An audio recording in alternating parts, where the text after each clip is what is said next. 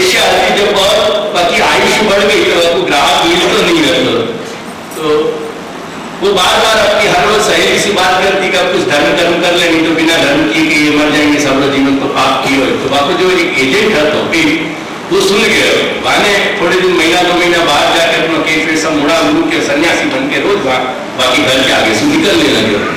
आपको लगे तो घर बैठे गंगा आ गई, कोई बहुत महापुरुष मेरे घर के आगे से निकाल देते। एक दिन घर जाके दरवाजे पे खड़ी रही, तो जब वहां से निकले तो कहीं कि महाराज अंदर पधारो। अंदर गए, महीना 2 महीना 4 महीना बापू जो है बराबर जो है बापू सत्संग कराए, बापू जो है सब ज्ञान दी हो, बापू धीरे धीरे बाकी अनुष्ठान के नाम पे बापू जो दौलत पैसा आती है वो सब लास्ट में जब वो आगे आकृति और बाकी सब बातों पे ख्याल में कि अरे ये तो मेरा बहुत पुराना टीम प्ला दे रहे हो, एजेंट है मेरे।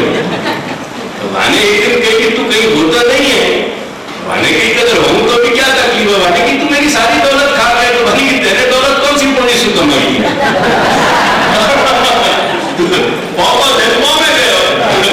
लोरी बनाने को 10 रुपया आए तो कमा के लोरी बना दे, चलो गया हमें क्या बात है, हमें तू पेशा तू पेशा है, मैं एजेंट हूं, हमें कौन अपन दोनों में साथ कौन है?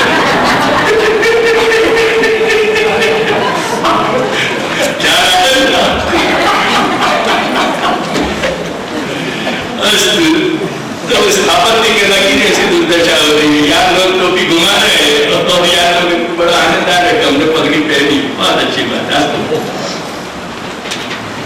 फिर देखो ये संहिता ब्राह्मण आरण्य उपनिषद की जो बात कर रहे हैं, मूल में वेद में 5 प्रकार के वाक्य हैं, वो अपन ने देखे।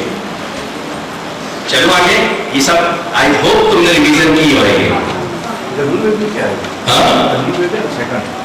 धर्म में के ये सब ये अपने युद्ध की कला ये सब युद्ध की कला जो है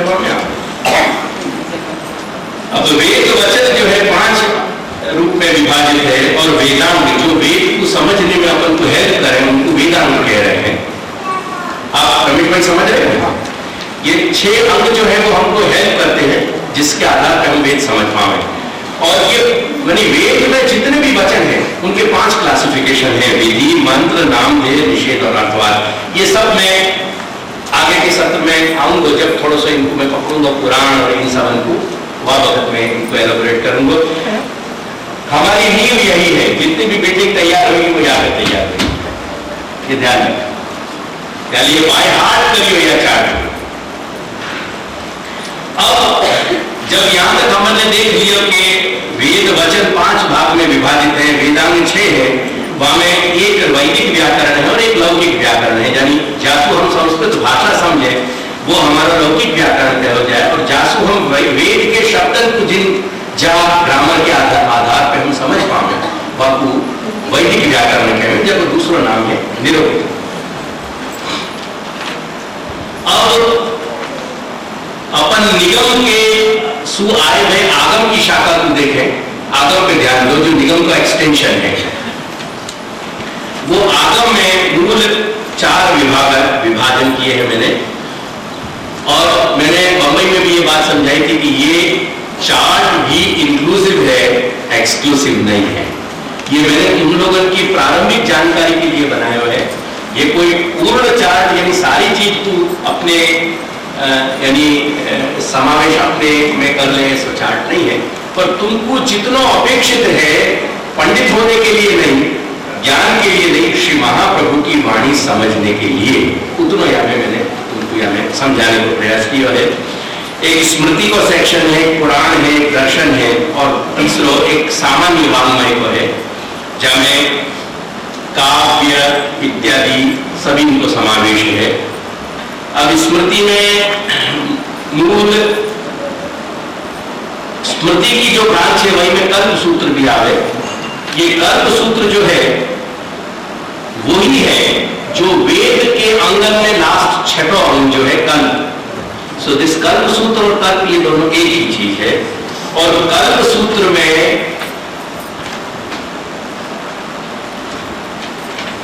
4 विभाजन है, जहां मैंने 4वां विभाजन यहां में नहीं दिया है, तुमको जानबूझ के 3 विभाजन दिए हैं, श्रौत, ग्रही और धर्म। ख्याल है ना?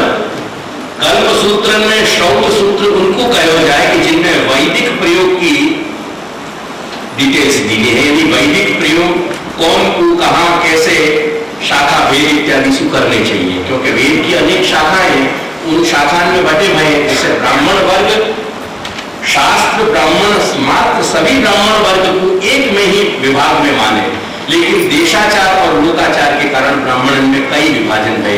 जैसे मुख्य विभाजन ब्राह्मण में गौड़ प्रदेशवासी यानी उत्तर भारत के ब्राह्मण को एक विभाजन है, और जो दाक्षिणात्य थे उनको विभाजन है। इन विभाजन में फिर दक्षिण के भी ब्राह्मण में वेल्लनाडु इत्यादि के बहुत विभाजन है। जैसे हम लोग वेल्लनाडु ब्राह्मण हैं, यहाँ के ब्राह्मण में फिर जो है पंचगौड़ जो कहे, जैसे हम लोग द्रविड़ के कैटेगरी में आए विभाजन में, और जो गौड़ कहे जाए ये उत्तर भारत के जो वासी हैं, उनमें फिर और भी ब्राह्मणन के उपभेद हैं इत्यादि इत्यादि इत्यादि। तो यह प्रकार से जो सारे भेद हैं, उन भेदन के अपने अपने लोकाचार और देशाचार हैं। उनके कारण से जो भेद आए हैं मूल विभाजन में शाखा भेद के कारण, उन शाखा भेदन के जो भिन्न भिन्न जो कोड ऑफ कंडक्ट है वेद के लिए, ओनली लिमिटेड टू दी वैदिक रिचुअल्स, वो वैदिक रिचुअल्स लिमिटेड जो बात आती वो श्रौत सूत्र में है। हमारे घर में सवेरे से उठकर के रात को सोने तक की जो जीवन पद्धति में कौन से वर्ण यानी ब्राह्मण वर्ग के वर्ण को कहाँ क्या क्या नहीं करना चाहिए, क्या करना चाहिए इत्यादि, या की सारी व्यवस्था जो है ग्रह्य सूत्र में दी गई। और हमको जो धर्म सूत्र इत्यादि जो है, जैसे 16 संस्कार बताए गए, गर्भाधान से लेकर के और उत्तर संस्कार तक के वो सारे संस्कार इत्यादि को, ये सारी बातों को, अन्य बहुत सारे विषय को धर्म सूत्र इत्यादि में विवेचन है। तो श्रौत सूत्र, ग्रह्य सूत्र, धर्म सूत्र, या के अलावा एक शुल्ब सूत्र है। शुल्ब, श रस्व की मात्रा और आधो ब और ल, आधो ल और ब, शुल्ब। ये शुल्ब सूत्र में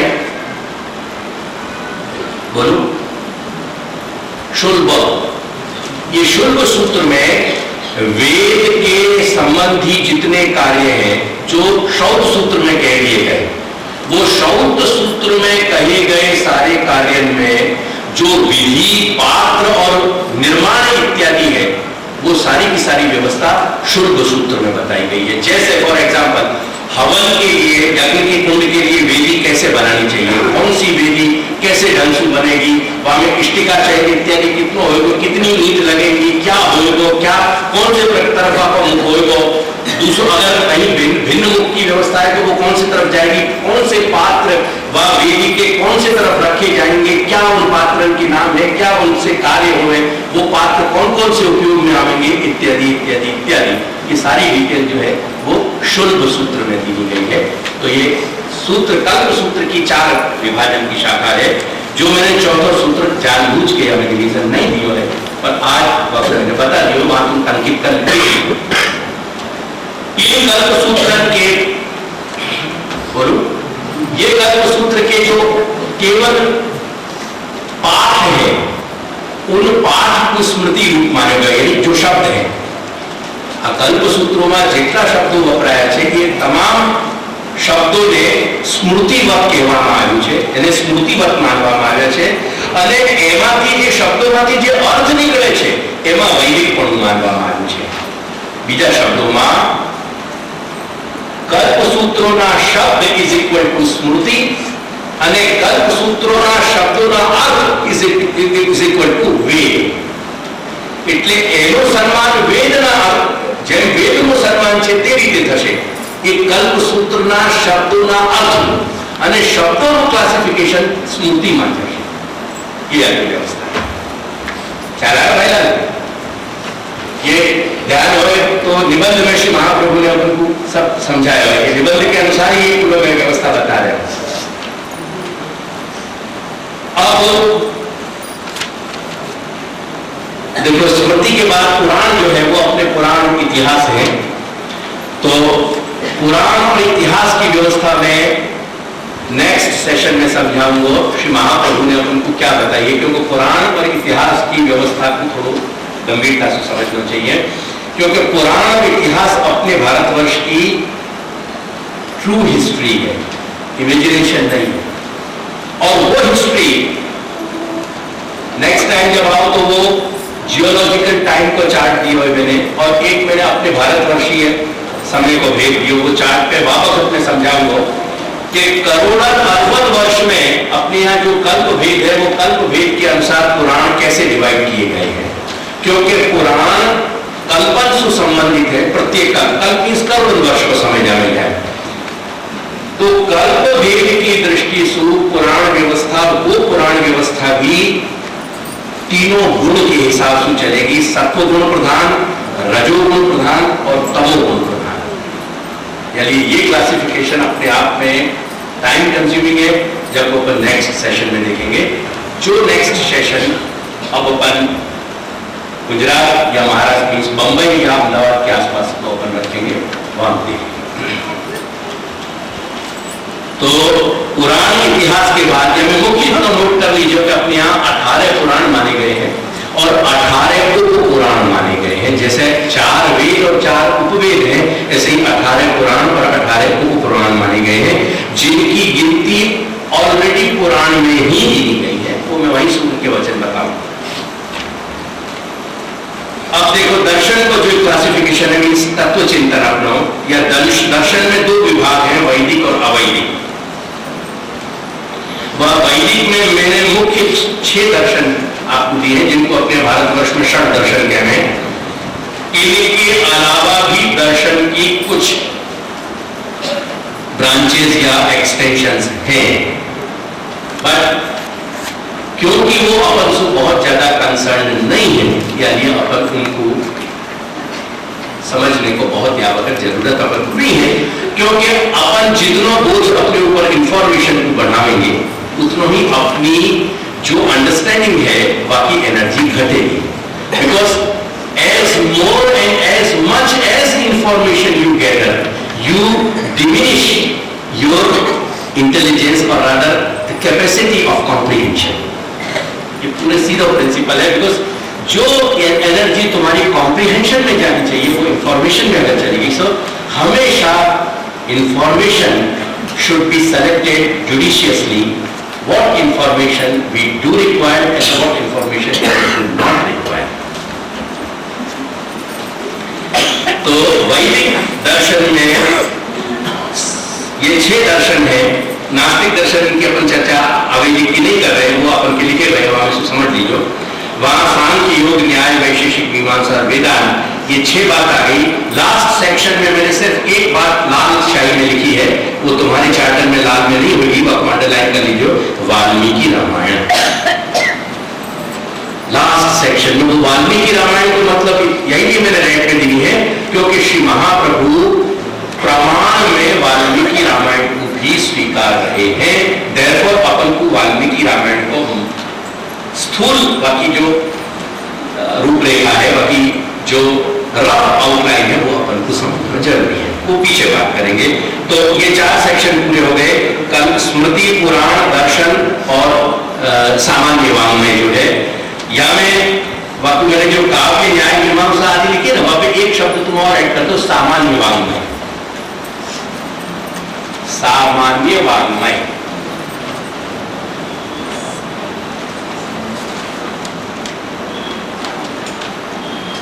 चलना आगे। I hope I am not going too fast. बराबर है।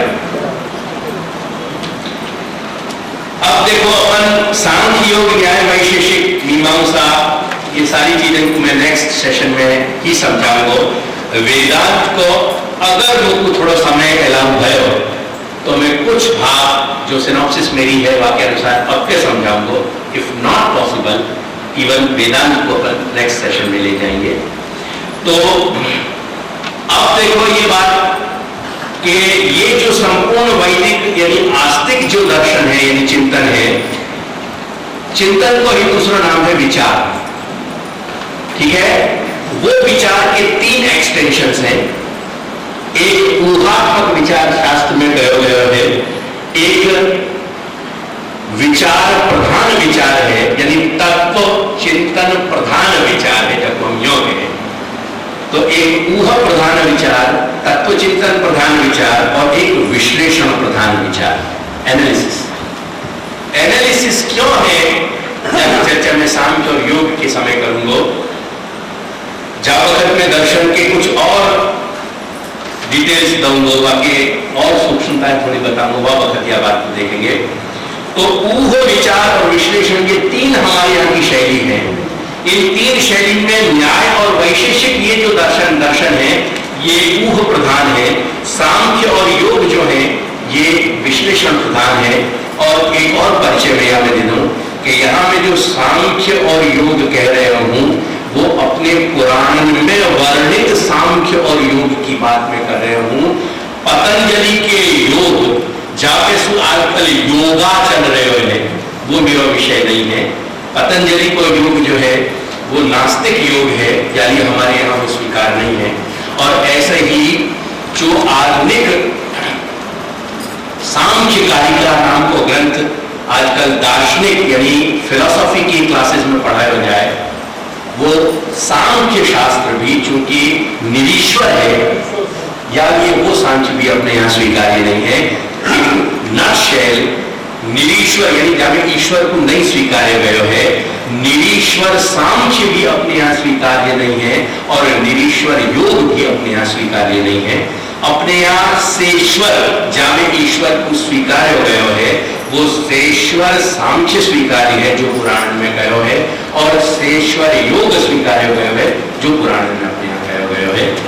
अब विचार को देखो, मैंने यहाँ रेड लाइट में यानी लाइन शायद इंक में बाबू जो है हाईलाइट किया है, वहां आप नीचे एक अंडरलाइन कर लो जिनने नए चार्ट जिनके पास है। रेड इंक में मैंने विचार को हाईलाइट किया है यहाँ, ठीक है,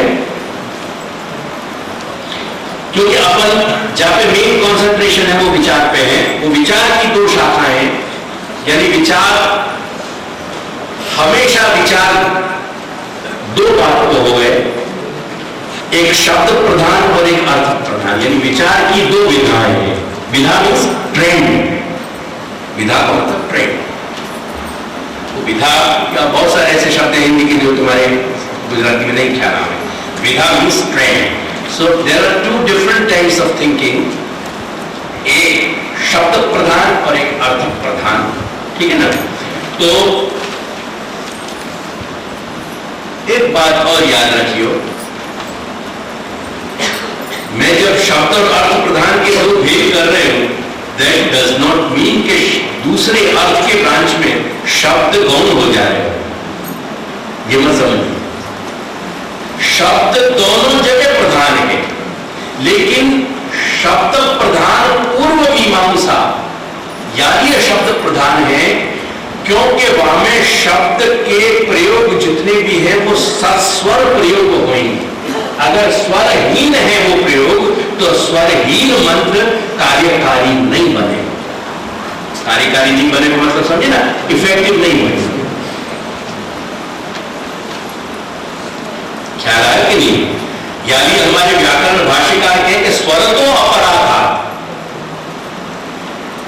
जब वृत्र की आख्यायिका को बताएंगे हमारे भाष्यकार यानी व्याकरण भाष्यकार, तो वो भाष्यकार कहे कि वृत्र और इंद्र के झगड़ा में वृत्र को याल्य बनना पड़ेगा, क्योंकि वृत्र ने स्वर अपराध सु मंत्र को प्रयोग किया, को स्वर ठीक नहीं है तो योग्य नहीं है तो, या ये जा प्रयोग को की असर इंद्र पे होनी चाहिए, बाकी असर खुद वृत्र पे होगी।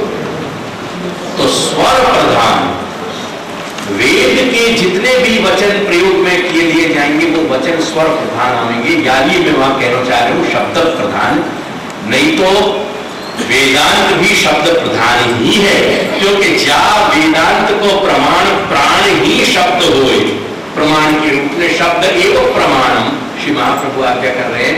वहां में शब्द की गौणता कैसे हो सके, और शब्द की गौणता कर देंगे गौणश्च, तो वो ब्रह्मसूत्रकार श्री व्यास जी अपन में डंडा मारेंगे कि हमारे यहाँ गौण शब्द नहीं है, हमारे यहाँ शब्द प्रधान।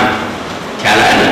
तो जहां एक जगह स्वर उच्चारण इत्यादि की दृष्टि से जो शब्द प्रधान है वो शब्द प्रधान विचार, और जहां शब्द सहित अर्थ को विचार है वो अर्थ प्रधान। और ये जो शब्द और अर्थ दोनों पे मैंने एस्टेरिक्स किए हैं, है ना एस्टेरिक, वो एस्टेरिक आपको लेफ्ट साइड में पूर्व मीमांसा और उत्तर मीमांसा पे मिल जाएंगे। So this branch is shifted here now. आ जाओ बराबर। अब ये पूर्व मीमांसा और उत्तर मीमांसा को अपन ने देख लिया, तो कि पूर्व मीमांसा जो है वो कर्म या धर्म के रूप में जानी जा रही है। वाई को अपन कर्म कहेंगे और वाई को एक टेक्निकल सेंस में धर्म कहेंगे। धर्म शब्द के व्यापक अर्थ है और यह कुछ शब्दकोश का वाचस्पत्य और शब्द कल्पद्रुम जैसे बृहद कोश जो भारतीय वाङ्मय के हैं, वो धर्म शब्द के 32 अर्थ बता रहे हैं। तो धर्म शब्द के बहुत अर्थ हैं, पर यहां धर्म शब्द का मतलब है पर्टिकुलर वेद के वचन में जिन बातन को करने को विधान मिलता हो वो धर्म। सबकी ख्याल है ना। तो कर्म कहो या धर्म कहो, वो पूर्व मीमांसा का अर्थ है और उत्तर मीमांसा का मतलब है ज्ञान। और ये ज्ञान के मैंने यहां 5 भेद बता के एक छठे भेद में मैंने आदि कह दिया है, है ना। ये आदि शब्द को भी मैं डिफाइन करूंगा जब अपन आगे के सत्र में आएंगे, क्योंकि ये विभाजन मैंने उतना ही लिमिटेड रखे है, क्योंकि मेरे लिए सीमा निर्धारण करना जरूरी है, तो कहीं लिमिट बन पाएंगे नहीं तो बहुत बड़ा विस्तार हो जाता है। ये लिमिट मैंने वो बनाई है कि जितने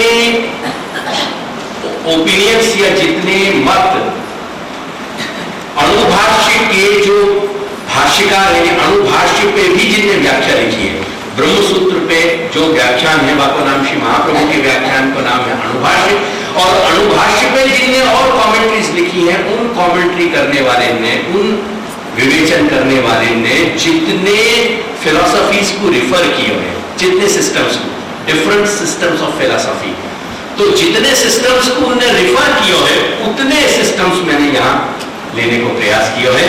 तो 5 ऑलरेडी मैंने लिख दिए हैं और आदि शब्द में जो 2-3 रह गए हैं, इनको मैं अपने नेक्स्ट फॉर्मेशन में लाऊंगा। सो बेयर इन माइंड, ठीक है। शैव तंत्र और शाक्त तंत्र को छोड़ दिया है मैंने, यानी मैंने उनको ब्लैक इंक में लिखा है और रेड में नहीं लिखा है। ये 2 चीज मैंने छोड़ दी है, शैव तंत्र और शाक्त तंत्र। यद्यपि शाक्त तंत्र को संबंध, बोलो आगे, तुम ध्यान दे रहे हो, कुछ शिव को प्रधान मानने वाले, शिव की उपासना करने वाले के जो कुछ मत है वो वेदांत पे टिक रहे हैं और उनने अपना आधार ब्रह्मसूत्र पे लिया है, यानी मैंने यहाँ शैव तंत्र को उल्लेख किया है। और शाक्त तंत्र यानी शक्ति को मानने वाले, दूसरे शब्द में तुम्हारे गुजरात में अंबा को मानने वाले, समझे ना। वो तो खैर तुम्हारे यहाँ के पंथ हैं, लेकिन कुछ दार्शनिक ऐसे भय हैं जिनने शक्ति समन्वित या शक्ति प्रधान वेदांत के सूत्रों को व्याख्यान किया है, ब्रह्मसूत्र को। एंड देयरफॉर मैंने उनको नाम निरूपण किया है। I do not mean any further to go in this direction. ये दोनों डायरेक्शन अपने नहीं है, पर ये हमारे ध्यान में रहने चाहिए कि कुछ शिव को मानने वाले भी वेदांत से रिलेटेड है और कुछ शक्ति को मानने वाले भी वेदांत से रिलेटेड है। अब एक बात और समझ लो कि ऐसे जो शाक्त लोग हैं कि जिनके यहां हीन प्रकार की साधनाएं हैं, जिनको दूसरे शब्द में वाम तंत्र कहा जाए, जो शब्द तुम्हारी राजनीति में चल रहा है ना, leftist group and rightist group, यही लेफ्टिस्ट और राइटिस्ट ग्रुप हमारे अपने यहाँ दर्शन में पहले कहे जाते थे। ये पुराना बहुत प्राचीन शब्द है। राजनेताओं तो हमने એને ક્યાંથી જ બોરો કર્યો છે, એટલે આપણા ત્યાં એ હમ આદિકાળથી આ બે શબ્દોનો ઉપયોગ છે, વામ અને દક્ષિણ।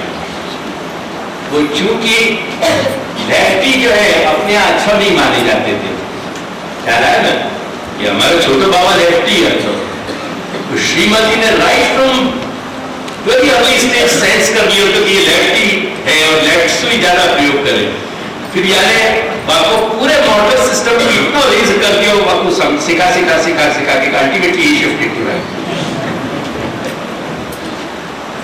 अपने यहाँ लेफ्टिस्ट यानी लेफ्ट जो यानी वाम भाग की जो प्रक्रिया है बाको अपने यहाँ हीन माना जाता था और दक्षिण भाग की प्रक्रिया को अपने यहाँ उत्तम माना जाता था। एंड देयरफॉर गांधर्व उपवेद में बहुत विलक्षण घटना घटी। भरत मुनि ने अल्टीमेटली जब नायक को निरूपण करने बैठे तो सबसे उत्तम कोटि के नायक के लिए उनके पास और कोई शब्द नहीं थे, परंतु बापू एक संज्ञा उनको देनी पड़ी, दक्षिण नायक। और दक्षिण नायक, वो दक्षिण शब्द जो है ना, अंग्रेजी में दो शब्द हैं, वो तुमको कितने को ध्यान है। एक शब्द है डेक्स्टरिटी और दूसरा शब्द है एड्रॉइटनेस। डेक्स्टरिटी और एड्रॉइटनेस के मतलब है कि जो अपनी कोई भी सूक्ष्म प्रक्रिया में परफॉर्म करने में बहुत ज्यादा स्किलफुल हो। The highly skilled person is called a dexterous person or a adroit person. A person, एक सर्जन जाती उंगलियां एक